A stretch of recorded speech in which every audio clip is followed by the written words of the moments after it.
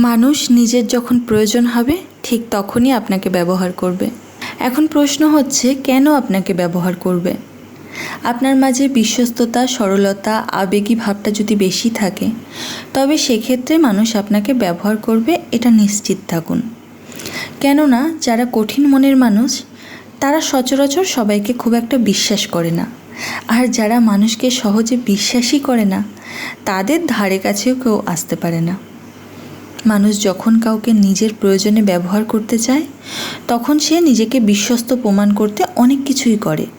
কারণ মনের গভীরে প্রবেশ করতে হলে অবশ্যই তাকে আগে বিশ্বস্ততা এবং ভালোবাসার লোভ দেখাতে হয়।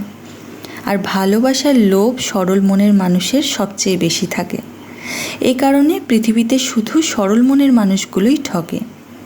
যখন আপনি একটা মানুষকে চোখ বন্ধ করে বিশ্বাস করবেন, তখন সেই সুযোগে সে আপনাকে দিনের পর দিন শুধু ব্যবহার করতে থাকবে।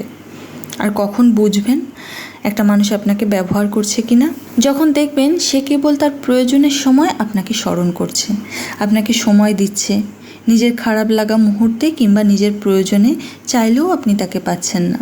যে মানুষটা সম্পর্কে শুরুতে গভীর ছিল, সে সম্পর্কের প্রতি হুট করে উদাসীন, ঠিক তখনই মনে করবেন আপনি জাস্ট ব্যবহৃত হচ্ছেন।